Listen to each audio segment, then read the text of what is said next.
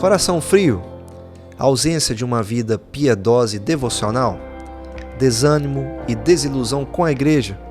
Tudo isso pode representar um perigo para o coração redimido que precisa viver para agradar a Deus.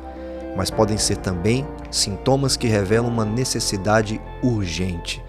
E nesta série de programas, nós vamos falar sobre essa urgência: avivamento.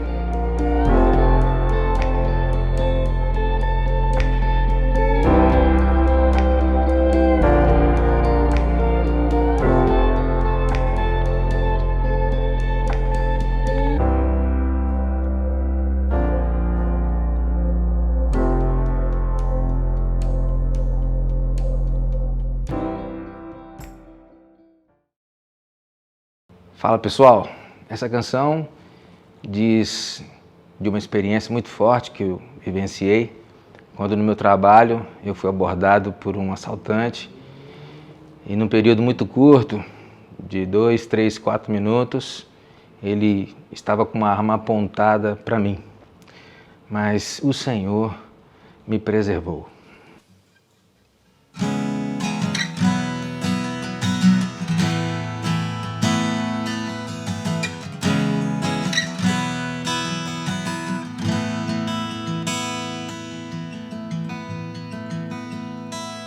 Mais uma vez, como todas as outras, no dia da angústia, estavas ao meu lado, sempre com os teus cuidados, a vitória me deste a conquistar.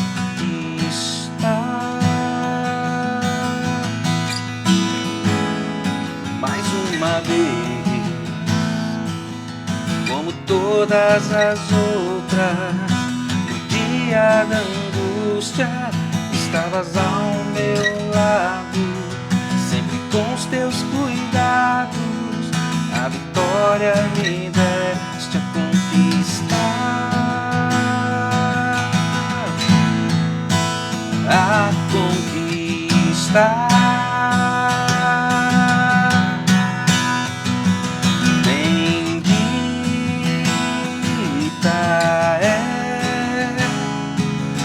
Tua destra fiel, Senhor, formoso é o teu grande amor, ó Deus, bendita é tua destra fiel, Senhor.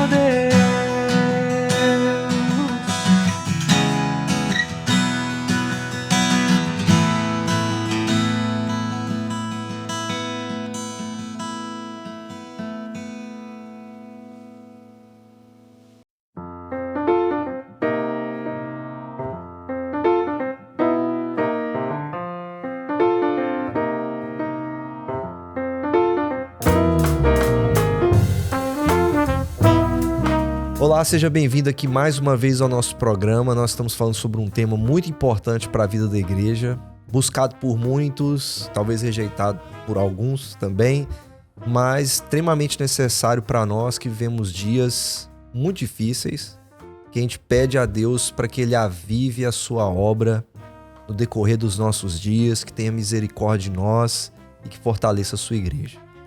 Para conversar com a gente hoje, eu tenho mais um pastor aqui, auxiliar, da primeira igreja presbiteriana aqui de Valadares, pastor Marcos Vinícius, e nós vamos falar sobre um texto muito bonito, que é o de Abacuque no capítulo 3, mas que as pessoas só lembram do ainda que a figueira não floresça, mas eles esquecem de ler o capítulo 1, tem uma sentença muito dura e que o profeta primeiro tem que chorar muito antes de chegar no final e falar assim, ainda que a figueira não floresça, eu todavia vou me alegrar em ti. Falar isso no final não é uma coisa tão simples como cantar isso numa música ou usar isso de qualquer maneira. Tem todo um contexto por trás disso.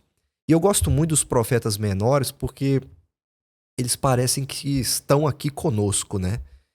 E eles parecem que estão anunciando uma mensagem muito atual para nós, aonde as pessoas querem esse final da história, mas não quer passar pelo lamento, o arrependimento que Deus está pedindo do seu povo, até o ponto que ele diz, que é o nosso texto de hoje, Abacuque 3, versículo 2, tenho ouvido, ó Senhor, as tuas declarações, que vem desde o capítulo 1, e me sinto alarmado. E vem o pedido, aviva a tua obra, ó Senhor. O que isso significa aqui dentro do livro de Abacuque? Pois é, né, João? É importante a gente ler o livro como um todo, né? Uma das coisas que eu sempre gosto de dizer é que às vezes a gente pega trechos de um livro, de uma epístola, mas é sempre bom a gente considerar a luz do contexto geral daquele livro, né? E o Fernandinho popularizou muito bem essa música aí, esse final, a galera gosta de cantar. Mas, de fato, para poder chegar ao ponto de dizer ainda que... Então, perceba, o simples fato desse ainda que significa que tem alguma coisa por trás acontecendo. Ó. Mesmo que não chegue ao ponto da figueira florescer, isso é uma coisa natural. Você espera que a figueira floresça. Você espera que a vide dê o seu fruto. Mas por que Abacuque vai dizer, olha, ainda que isso não aconteça? E aí a gente volta, como você falou, no capítulo 1, que é um lamento, é uma sentença que Abacuque tem que carregar, que é o seguinte, ele é um profeta que vai pedir a Deus para fazer algo, porque o povo estava desobedecendo e alguma coisa precisava ser feita. E Deus olha para Abacuque e fala, tá bom, vou levantar os caldeus então, eu vou trazer a Babilônia, eles vão arrasar com vocês. E talvez não era a resposta esperada a princípio por Abacuque. É possível que ele queria realmente um arrependimento, uma conversão ali no coração do povo, mas o método que Deus usou é levantar os inimigos de Israel para poderem ir ali e puni-los de alguma maneira.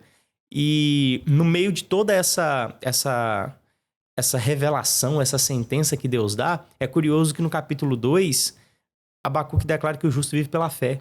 Então, ou seja, eu preciso crer em Deus ainda que ele tome caminhos que a princípio não eram aquilo que eu imaginava.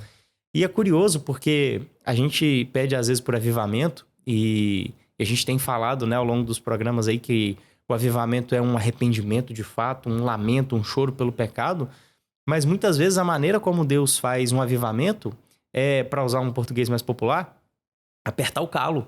É Deus mostrar para nós, né, por meio de aflições e castigos que, como um pai amoroso, ele inflige sobre nós, que nós estamos no caminho errado e é necessário haver arrependimento. Então, até Abacuque chegar a esse pedido, Deus tinha dado para ele já uma sentença muito pesada de suportar. E é Deus falando, olha, eu vou trazer os caldeus e eu vou trazer sobre vocês e vai haver uma destruição, vai haver um peso em Israel por conta da maldade do coração de vocês. E é curioso que nesse texto que nós lemos, Abacuque fala assim, na tua ira, lembra-se da misericórdia, lembra-se da misericórdia. Ele né? fala isso logo em seguida, né? Havia no decorrer dos anos, e na ira que já Deus falou que já vai vir, lembra de ter misericórdia, nossa. Exatamente, porque imagina se é só a ira de Deus caindo, e isso parece ecoar o que acontece lá no Éden. Se a gente olhar bem ali para o relato da maldição que Deus aplica a Adão e Eva, a ordem qualquer, não comam do fruto. No dia que vocês comerem, vocês vão morrer. Então, era para Adão e Eva terem morrido imediatamente. Mas olha que curioso, a Adão é concedida a graça de sustentar vida. É no suor do rosto, a terra vai produzir cardos e abrolhos, mas você vai conquistar o pão. E a mulher é em meio a dores, mas ela pode gerar a vida. Então, é misericórdia mesclada de alguma maneira ali com a punição de Deus. Com juízo, né? Com juízo. Isso vai percorrer o Antigo Testamento todo, né? Exatamente. O juízo se transformando em graça, né? O que até quebra aquela visão que as pessoas muitas vezes têm do Deus mal do Antigo Testamento, né? Que é só lei. Não, Deus é muito misericordioso e gracioso no Antigo Testamento. Óbvio, é o mesmo Deus, é a mesma revelação, né? Mas é curioso que parece que Abacuque se lembra disso. E ele quer dizer assim, olha, nessa ira do Senhor, por favor, se lembre da sua misericórdia, porque é o que nós podemos nos apegar, né? É como Jeremias, nas suas lamentações, ele vai dizer, eu quero trazer à memória o que me pode dar esperança, as misericórdias do Senhor, e são a causa de não sermos consumidos. Então, quando Abacuque vai chegar a esse ponto, ele quer se apegar às misericórdias de Deus. E aí entra esse pedido dele por avivamento. Olha, Senhor, desperta em nós um coração novo, desperta em nós esse arrependimento, mas lembra da misericórdia do Senhor. Não aperta muito o calo, porque senão nós não suportamos. É como se fosse um pedido assim, né? O pedido de Abacuque. Sim, e ele fica... É muito interessante, eu me lembro assim de ler Abacuque pelas primeiras vezes, de pregar, e é interessante mesmo, né? Você está esperando uma outra resposta de Deus, e Deus fala assim, não, eu vou disciplinar vocês. E ele faz isso porque ele é um bom pai, porque ele quer que o seu povo se arrependa e se volte para ele. Uhum. E às vezes eu fico vendo as pessoas pedindo por avivamento, e é muito melhor que a gente tenha só o final da história, né? Que é aquela coisa assim... geralmente as pessoas pensam em avivamento assim, uma igreja superlotada, todo mundo é feliz, todo mundo é bonito, todo mundo fala a mesma língua. Mas chegar a esse ponto do ainda aqui pede muito de nós. Porque você pode perder tudo para poder viver esse avivamento. Isso é muito comum no nosso meio hoje. Pessoas que só querem o final da história, mas não querem viver esse momento de talvez ser disciplinado, ser corrigido por Deus e entender que Deus está fazendo isso para o nosso bem. Sim. E na verdade, João, eu acho que a questão é...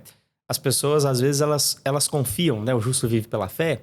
Elas confiam no final da história. Ah, não, Deus está fazendo com que todas as coisas cooperem para o bem daqueles que amam a Ele. Mas e confiar que o método de Deus é o método ideal?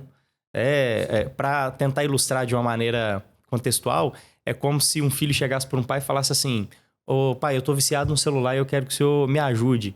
Aí o pai fala assim, tá bom, eu vou ligar para um assaltante para ele vir roubar seu celular e te tirar. Não é a resposta que o filho queria, mas é o que parece que acontece com Abacuque. Meu Deus, faça alguma coisa. Mas e confiar que a metodologia de Deus é levantar os caldeus? E confiar que a metodologia de Deus, às vezes, pode ser fazer a figueira não florescer. Eu acho curioso que Davi, por exemplo, quando Natã o confronta e ele vai orar arrependido, e ele se veste, né, de pano de saco, ele vai, enfim, gastar um tempo ali arrependido do seu pecado, Deus não restaura a saúde do seu filho. O filho de Davi morre. De alguma maneira, a punição de Deus permanece ali.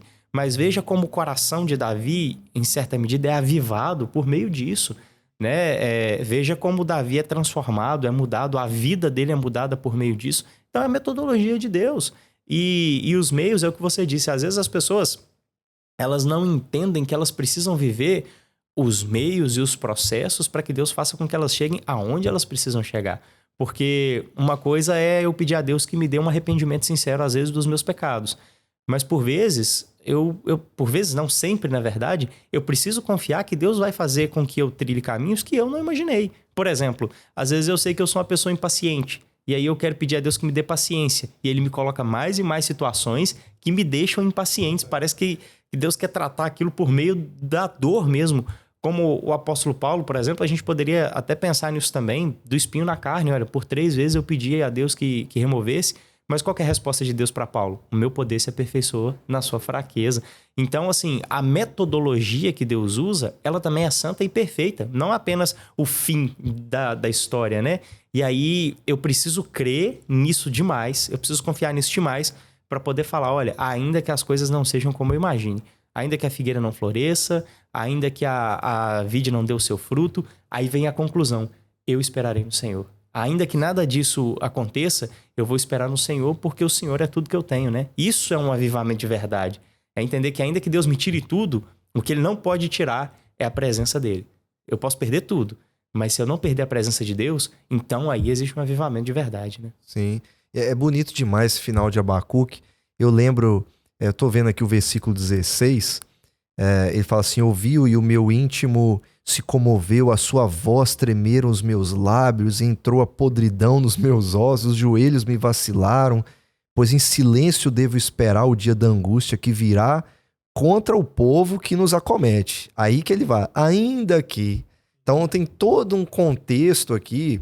Eu lembro muito do pastor Arcis Sproul falando nesse texto sobre a santidade de Deus, e ele cita Abacuque aqui, né? Ele faz um gesto no vídeo assim, ele põe a mão na boca e fala, eu não vou falar nada. Tipo assim, eu vou aceitar a sua metodologia, vou me submeter a ela. Isso é um sinal de submissão, até mesmo de arrependimento, né?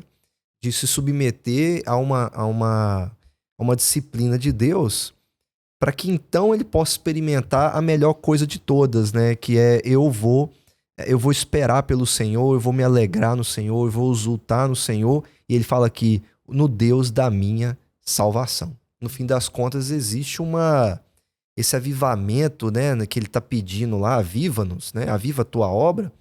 No fim das contas, parece que leva tudo. A gente já falou sobre isso aqui, a glória de Deus, a fama de Deus, mas também esse deleite e exultação na salvação de Deus. E ele fala, o Senhor, Deus é a minha fortaleza.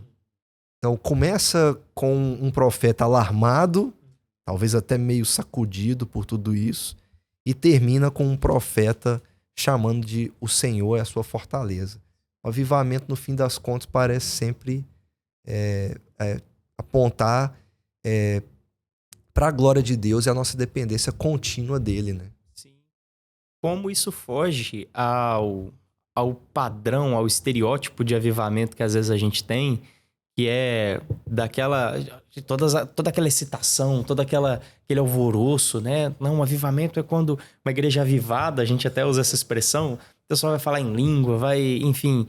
E não, às vezes o avivamento de Deus é ou ele falando que vai tomar um outro rumo, como esse caso, você imagina, Abacuque agora tem que conviver com o fato de que vai vir uma sentença da parte de Deus. E ele tem que aceitar isso e crer na bondade de Deus, ainda que isso venha acontecer. Mas também, às vezes, quando Deus não fala nada.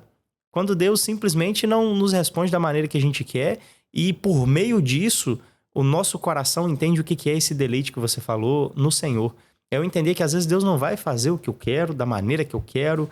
Deus não vai me dar um dom extraordinário, que eu não vou ter uma visão no meu quarto, eu não vou ver um anjo, eu não vou rodopiar, eu não vou subir ao terceiro céu. Enfim, essas coisas não vão acontecer. E não necessariamente significam que Deus não avivou algo no meu coração. Muito pelo contrário. Às vezes eu não vou ter nenhum tipo de experiência extraordinária. Às vezes as coisas vão acontecer da forma mais ordinária possível. Mas esse deleite no Senhor, o fato de entender que eu tenho tudo que eu preciso. A porção da minha herança é o Senhor, sabe? Ele me deu o que tinha de mais valioso, que foi o filho dele morrendo no meu lugar, para me garantir a vida eterna com ele. E ter esse prazer no Senhor... Isso vai contra, muitas vezes, esse estereótipo que a gente tem, né? Sim. Do que é um avivamento verdadeiramente.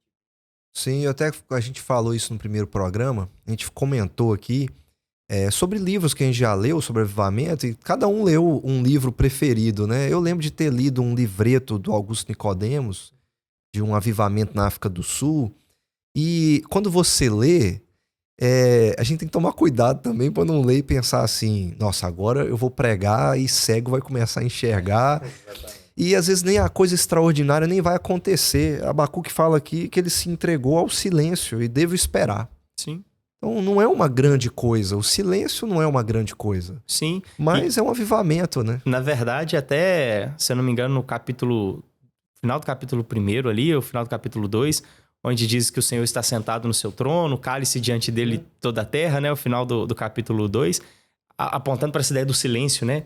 Olha, o Senhor está executando uma obra. Ele está no seu governo. Então se cale. Cálice diante dele toda a terra. Mas é curioso esse fato que você falou aí, citando esse livreto do Augustus. Recentemente a gente teve também aquele caso nos Estados Unidos, naquela na universidade, né? Sim. Eu não me lembro onde era agora, exatamente o lugar. Mas é curioso que aí vão surgindo padrões. E aí daqui a pouco isso se tornou padrão de avivamento. Então, quando é que eu sei que vai ter um avivamento, por exemplo, na minha igreja? Quando a minha igreja passar 40 dias orando, tendo um culto ininterrupto, a gente vai, parece que pegando padrões de avivamento. E eu achei curioso, eu tava pensando nisso hoje. E eu achei legal na parte da liderança que eles souberam a hora de acabar. Porque começou a virar popular. Aí o negócio começou a ficar pop. Aí tipo assim, não gente, peraí. Isso aqui não é sobre a gente. A gente tem que parar.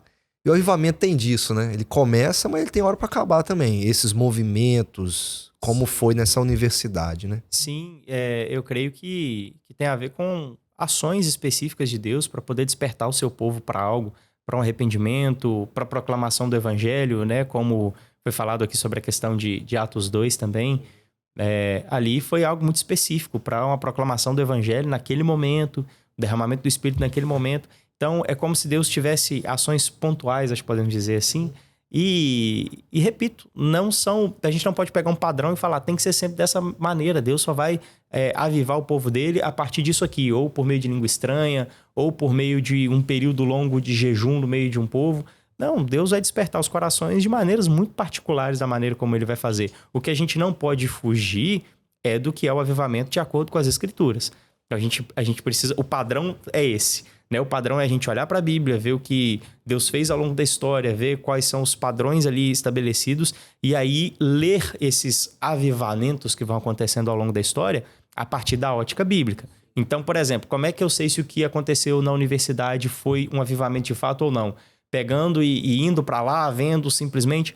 Não, eu vou ver se aquilo está de acordo com a forma como Deus age ao longo das Escrituras, né? E aí eu posso dizer, não, pode ser que tenha algo verdadeiro acontecendo aqui.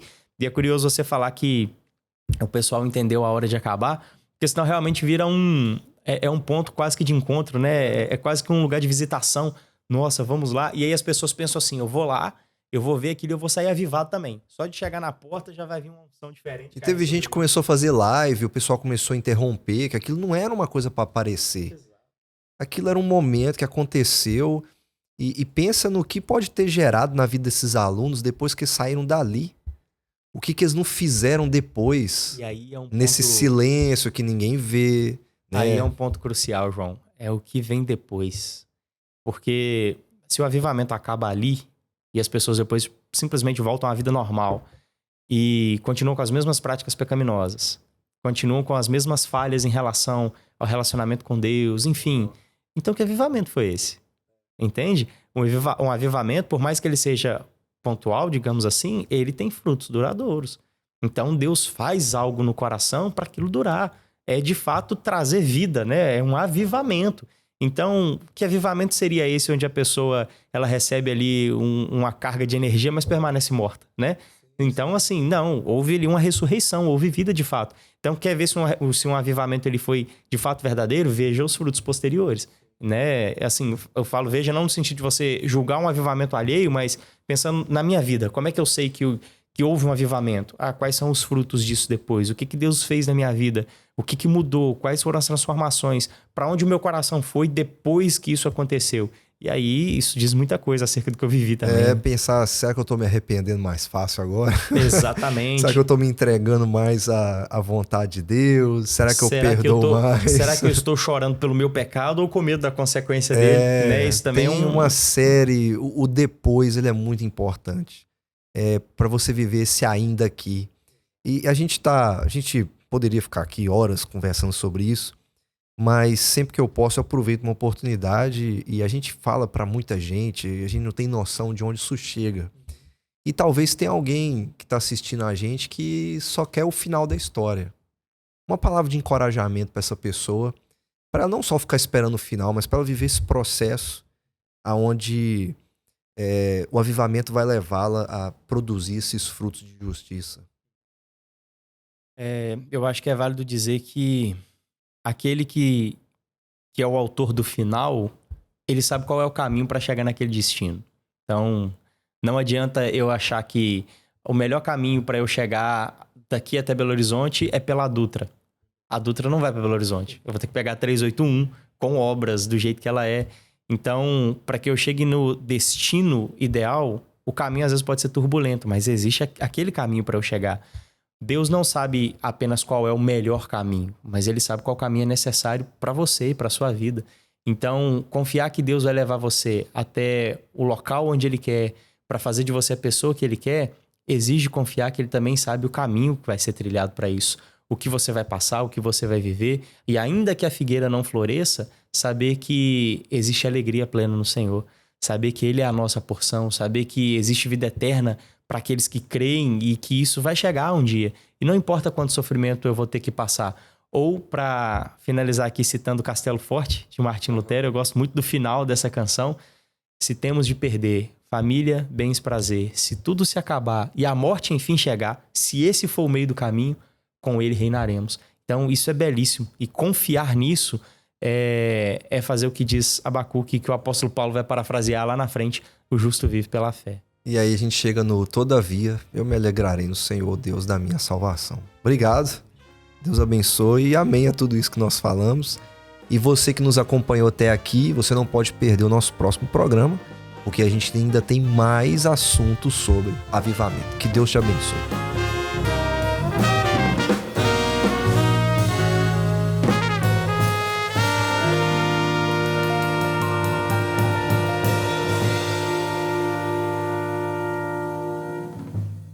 Você deseja entrar em contato conosco, tirar alguma dúvida ou até mesmo enviar o seu pedido de oração?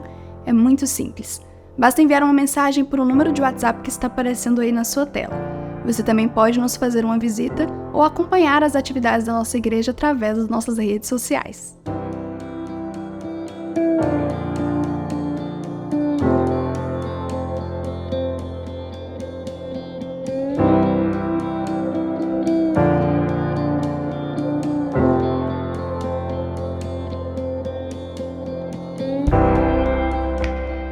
Eu quero agradecer a você pela sua companhia durante todo o nosso programa.